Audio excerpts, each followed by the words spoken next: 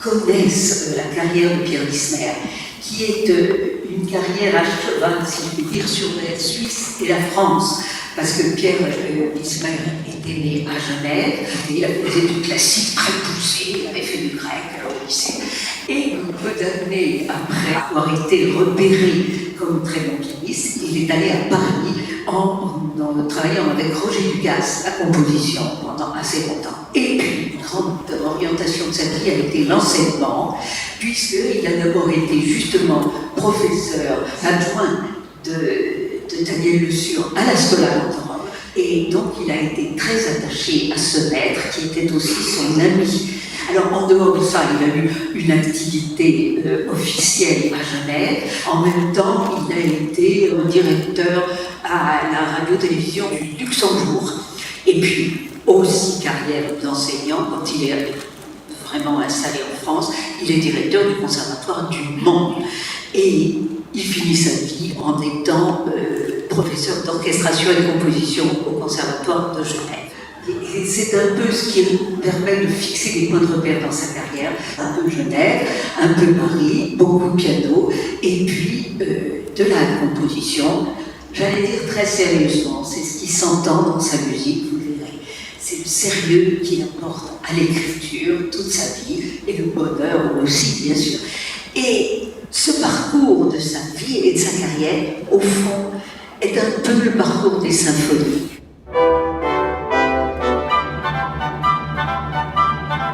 Lismer, au fond, de par son ascendance et par sa mère, était russe, et il a toujours eu cette ambivalence entre le lyrisme très russe et la rigueur ravelienne.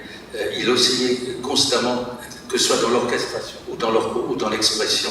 Maintenant, quelles étaient ses préférences? Vous savez, c'était un homme, je ne dis pas double, mais il était autant attiré par Tchaïkovski, qu'il adorait, que par Stravinsky, qui était aussi un musicien russe, mais il admirait aussi certaines écoles françaises comme Roussel, et il aimait bien la limpidité du discours de ces musiciens. Mais je peux témoigner d'une chose, c'est que c'était un homme de partage, Lismer. C'était pas un homme cloisonné dans son intérieur, sauf quand il travaillait. Quand nous étions à la Société nationale de musique, là on a vraiment pu faire comme à l'époque du Bœuf sur le toit, avoir des échanges formidables, et notamment entre ce qu'on appelle les symphonistes.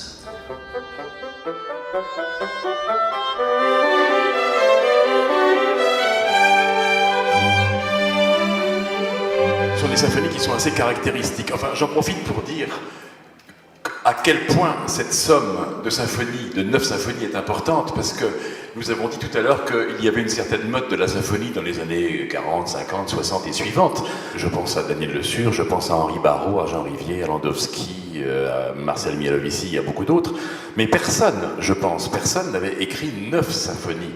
Et 9 symphonies qui ont une importance par leur contenu, par leur durée, par la hauteur de l'inspiration, par la facture.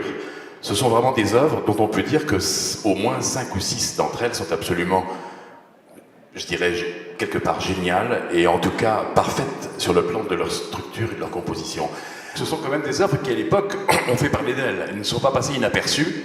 Et je sais, par exemple, que la 5e de Wismer a été créée quelques minutes après le 2e de Rachmaninoff par Aldo Ciccolini. Donc vous voyez que c'était quand même des œuvres qui étaient bien affichées à Paris, données comme de grandes œuvres.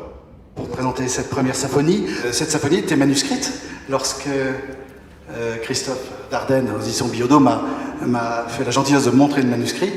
Alors on pourrait dire une symphonie de jeunesse, mais on est directement dans le langage de Wismer, me semble-t-il.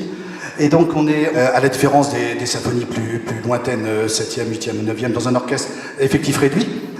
On le voit, le premier mouvement, c'est de la musique pétillante, on imagine Pierre Wismer à la fois joyeux, mais il y a toujours quelque chose de joyeux avec quelque chose un peu particulier, une espèce de gravité derrière. Et la gravité, on l'a dans le deuxième mouvement.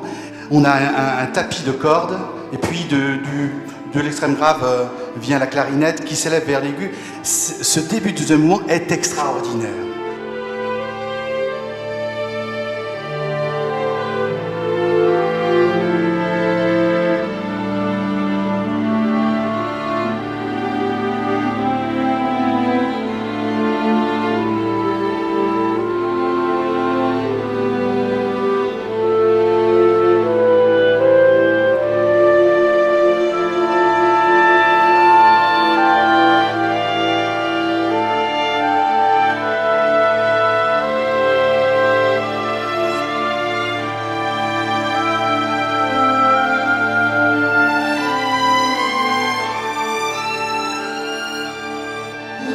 Cette première symphonie, Wismer avait été très influencé par une œuvre qu'il avait entendue qui s'appelait la musique dorienne de Kavinsky, et donc on a cette couleur dorienne qui traverse toute cette symphonie. On remarque que c'est un langage qui est quand même assez modal, et il va changer assez radicalement après cette période des années 30 et du début des années 40. Et ensuite, il va être très intéressé par le sérialisme, mais jamais de manière dogmatique. L'homme n'arrêtait jamais de se questionner, et il était avide de tout.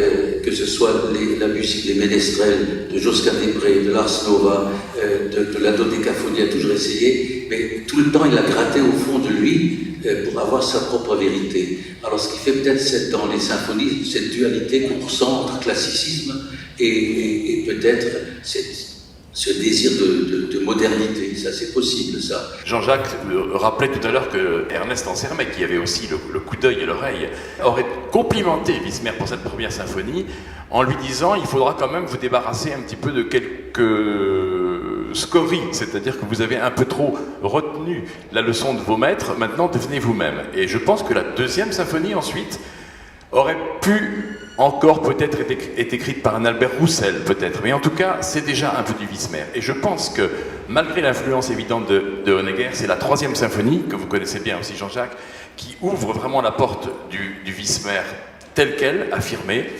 Ensuite, il y a deux symphonies, 4e et 5e. Je pense que ce sont des symphonies volcaniques, des symphonies très très prenantes par leur densité, par leur rapidité. Ce sont des symphonies extrêmement motrices, enfin, qui représentent très bien l'art français de l'époque. Mais ce sont en même temps des symphonies de musique pure, des jeux de construction.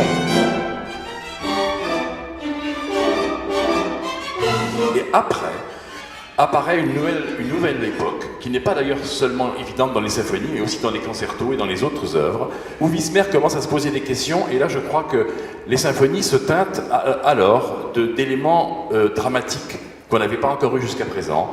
Et dans la 6e symphonie, par exemple, qui est toute nouvelle par rapport à ce qu'il a déjà fait, il y a une espèce de curieuse note, un mi bémol répété, qui apparaît dans tous les mouvements. Et là, la biographie est importante, car c'est le moment où il abandonne l'enseignement, c'est le moment où il connaît la retraite, c'est le moment peut-être où il a la peur de la stérilité artistique et de la page blanche, peut-être.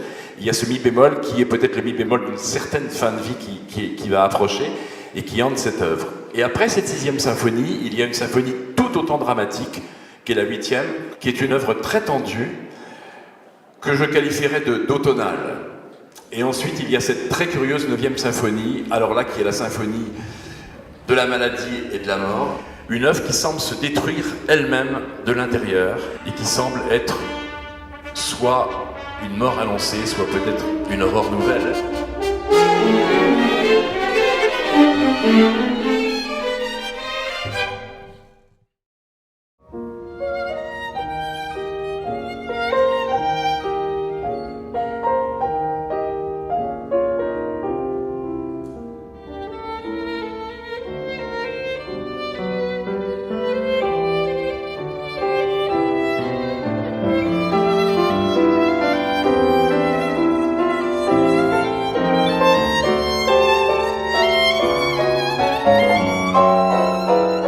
vous avez intitulé ce disque Un long voyage. Donc quelle est l'idée de ce titre? Ce qui nous a intéressé, c'est la thématique de l'évolution. L'évolution parce que par exemple la sonatine a été écrite en 1946 et le trio en 1981. Je pense qu'il est important de noter que même si à travers cette évolution on pouvait vraiment découvrir des œuvres extrêmement différentes, on arrivait quand même à trouver des invariants qui faisaient qu'on reconnaît presque immédiatement l'esthétique de Pierre Wissmer. Voilà, donc ça c'est la première idée. La deuxième, c'est qu'évidemment l'idée de voyage est très importante chez Pierre Wissmer puisque c'est quelqu'un qui a vécu entre deux patries. Et enfin, c'est la gravure qui figure sur l'album, qui a été réalisée par l'artiste américaine Jim Lodge, qui s'appelle Long Voyage et qui évoque des papillons monarques qui effectuent une migration annuelle d'Amérique du Nord au Mexique.